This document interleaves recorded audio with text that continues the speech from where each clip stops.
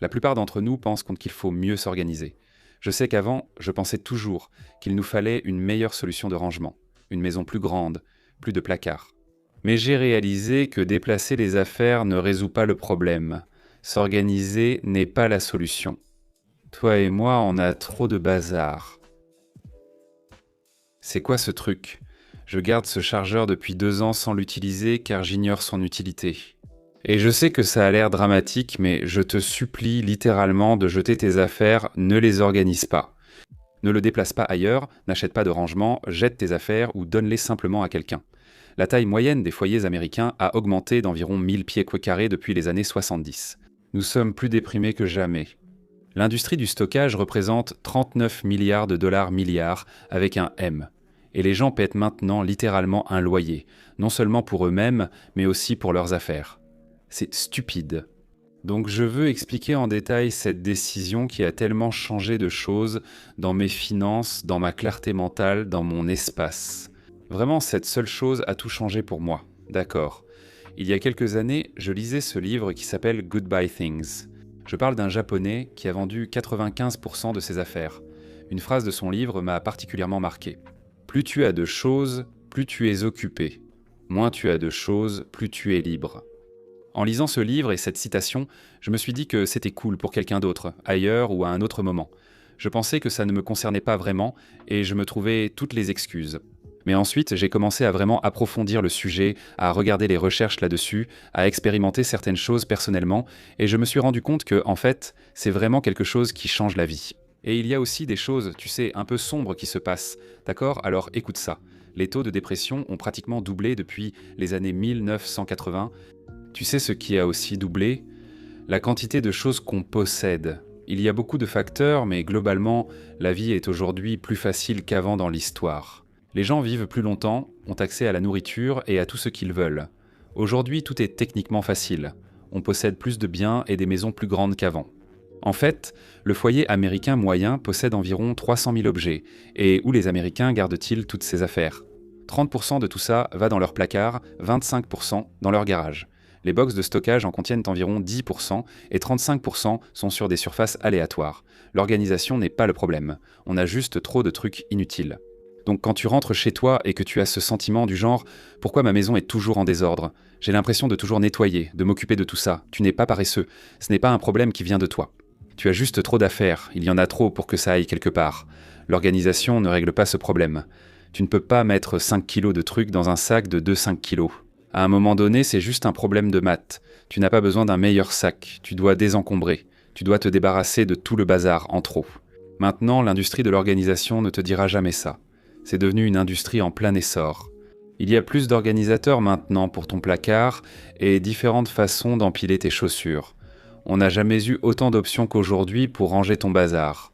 Donc même si tu n'as pas un box de stockage quelque part pour lequel tu paies un loyer, tu achètes quand même quelque chose pour que tes affaires reposent dessus. C'est comme acheter une chaise pour tes chaussures. Que fait-on? Je m'en suis rendu compte plusieurs fois, dont récemment. On a passé beaucoup de temps à ranger la maison et vider le garage.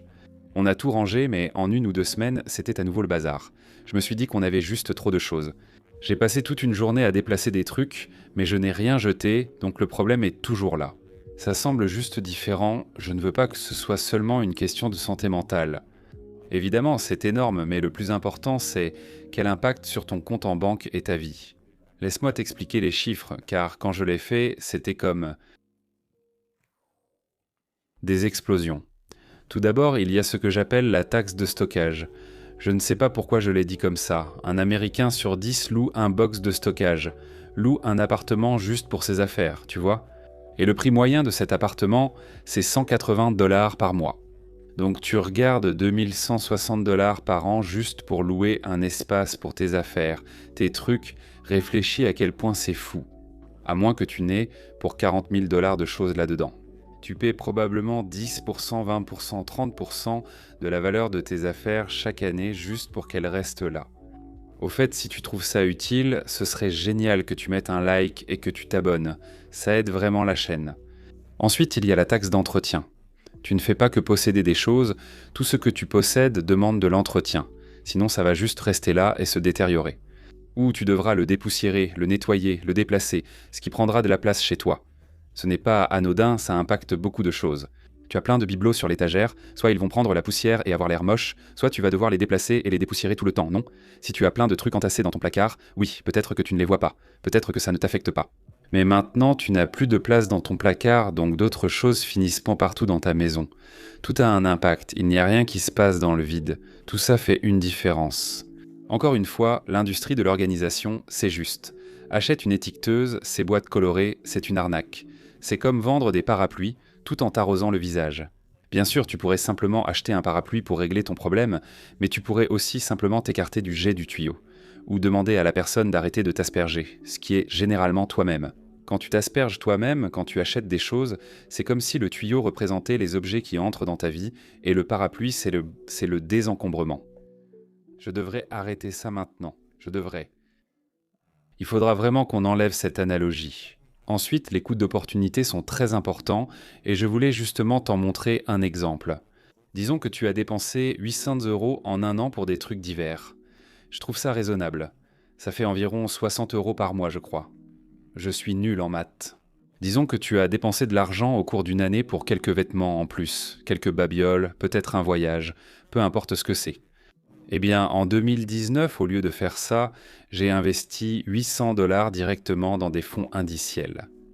Maintenant, ça vaut 1900, donc de 800 à 1973, c'est presque 2000. Chaque fois que tu dépenses de l'argent, que tu gaspilles de l'argent dans des trucs inutiles, tu te voles littéralement 2 fois ce montant en 7 ans. En investissant dans des fonds indiciels, ton argent double environ tous les 7 ans, voire plus, ce qui représente un coût d'opportunité. C'est comme un régime où tu es limité dans tes choix. Si tu manges trop de mauvaises choses, tu n'auras plus faim pour les bonnes. Et si tu manges des bonnes, il n'y aura plus de place pour les mauvaises. De même, si tu gaspilles cet argent, il disparaît simplement. Que tu n'as plus pour te rapporter plus d'argent, c'est de l'argent qui ne peut plus doubler. Sa vie est terminée, il t'a quitté et il ne peut plus travailler pour toi désormais. Donc tu es littéralement en train de gaspiller ta liberté et de payer le double du prix de n'importe quoi. Si tu prends un peu de recul, alors c'est le triple du prix, puis 4 fois le prix, plus tu prends du recul. Et quand tu dépenses de l'argent pour quelque chose, non seulement ça encombre ta vie avec le stress, l'entretien et tout ce genre de choses, mais il y a aussi un coût d'opportunité, que tu aurais pu investir. Tu aurais pu faire fructifier cet argent toute ta vie. Mais au lieu de ça, il est parti en dépenses, non? Une autre raison pour laquelle tu devrais te débarrasser de toutes tes affaires, ce n'est pas seulement pour l'aspect de liberté. Mais quand j'ai d'abord désencombré ma maison, j'ai en fait gagné, je crois, près de 1000 $, juste en vendant des objets inutiles qui traînent rendant chez moi. J'ai transformé ça en argent. 800 $ sont presque 2000 $ maintenant. J'ai simplement créé ça à partir de rien, avec des choses dont je n'avais plus besoin, de vieux vêtements, des meubles, tout ce genre de choses. Je trouve que c'est vraiment amusant à faire. Par exemple, si tu as besoin d'argent rapidement, vends simplement quelques affaires chez toi et tu te rendras compte que ça n'a eu aucun impact sur ta vie. Et maintenant, tu as de l'argent et je pense que la chose la plus importante à faire avec ça, c'est de ne pas acheter encore plus de choses. Tu dois arrêter l'afflux de nouvelles choses dans ta vie.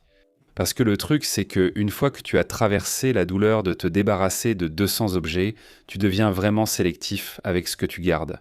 Si tu relèves ce défi et que tu te débarrasses de plein de trucs chez toi, tu passes des semaines à trier tout le bazar, à le vendre, à t'en débarrasser. Tu verras qu'aucune de ces choses n'est vraiment importante en les examinant une à une. Ensuite, acheter quelque chose de nouveau te paraîtra complètement différent. À chaque fois que j'achète quelque chose de nouveau maintenant, je me pose un peu ces questions. Est-ce que j'emporterai cet objet si je déménageais? Est-ce que je vais devoir le nettoyer? Est-ce que ça va occuper de la place dans ma tête? Par exemple, si j'avais une montre chère ou quelque chose comme ça.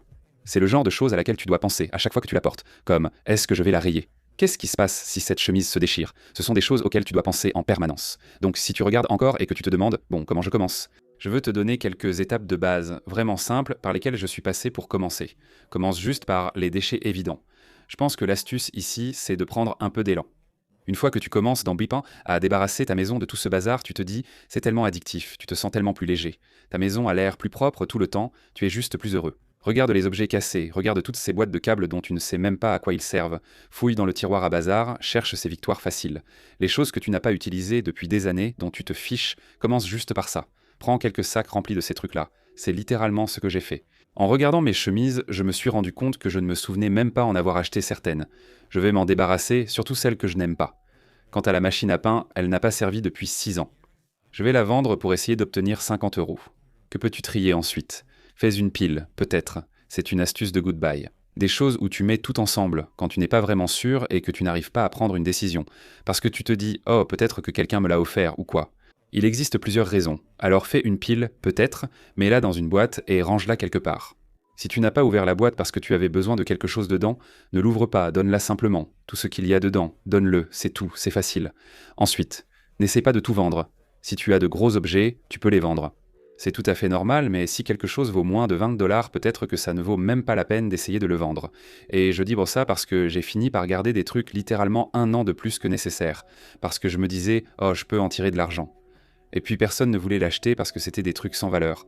Et c'était des petits bibelots qui ne valent même pas le temps ou l'énergie de les vendre. Tu passes tellement de temps à les mettre en ligne, à les remettre sur Facebook, puis à essayer de rencontrer la personne. Pour 5 $, autant laisser partir les petits objets. Concentre-toi sur les gros articles à vendre, comme les meubles et l'électronique, puis vient le moment de gérer les objets sentimentaux. Je ne dis pas que tu dois tout te débarrasser, même si je fais ce tas et qu'il va partir. Mais si tu as des objets sentimentaux, c'est normal de garder certaines choses. Mais surtout, au début, je pense que certaines personnes s'inquiètent pour les objets sentimentaux, alors elles ne commencent même pas.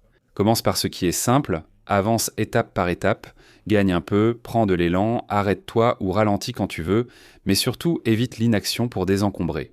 Ne commence pas ce parcours minimaliste en craignant l'étape 6. Commence par les tâches simples. Désencombre ta maison et observe comment tu t'y sens ensuite. Maintenant, j'ai remarqué quelques avantages vraiment étranges après m'être lancé dans le minimalisme. L'un d'eux, c'est qu'il ne me faut jamais plus de 5 à 10 minutes pour ranger. C'est pareil pour la plupart de notre maison, simplement parce que chaque chose a sa place. On n'a pas des tonnes d'affaires partout, même si on a des enfants et qu'ils laissent des trucs un peu partout, mais on n'a pas une quantité folle d'objets. Avant, ranger la maison nous prenait tout un samedi. Ça prenait tellement de temps. Maintenant, on peut faire ces petits nettoyages de 5 ou 10 minutes chaque jour et la maison reste assez propre. C'est vraiment génial. J'ai en fait une liste de quelques habitudes minimalistes que je vais laisser dans la description. C'est totalement gratuit, c'est un petit e-book que j'ai créé avec environ 50 habitudes minimalistes. Ça m'a vraiment aidé, ça m'a aidé à garder ma maison et mes finances sans encombrement et tout ça. Donc je laisserai un lien en bas si tu veux aller voir. Mais ma maison était plus propre, mon niveau de stress a beaucoup baissé parce que je suis vraiment stressé par les choses, par le fait d'avoir une maison encombrée. Mon stress financier a beaucoup diminué parce que j'ai juste arrêté de dépenser de l'argent, j'ai juste arrêté, je ne me souciais plus de rien. Pas dans un mauvais sens. Et tu vois, les objets ne me rendent pas heureux du tout. Ce sont les expériences qui me rendent heureux. J'ai dépensé beaucoup plus pour les vacances, j'ai beaucoup plus voyagé, j'ai vécu plus d'expériences, beaucoup de choses formidables. Nous avons passé un mois entier à travers l'Europe, et c'était génial, parce que c'était vraiment super, alors que les objets, ce n'est pas aussi cool que ça. Du moins pour moi. Et puis le plus important, c'est que je me sentais simplement plus libre. Je prends moins de décisions et je ressens moins de stress à suivre les autres, notamment quand des gens viennent. Notre maison est propre, je ne suis plus gêné comme avant où il y avait des affaires partout. Il y a donc beaucoup d'avantages pour moi. Si ça vous intéresse, consultez les liens ci-dessous comme le compte d'épargne ou le livre électronique gratuit. Ça aide vraiment la chaîne. On vise aussi 1 million d'abonnés. Alors merci beaucoup à tous ceux qui m'ont suivi dans mon parcours et alors que j'ai commencé mon chemin ici. Je vous remercie et à la semaine prochaine.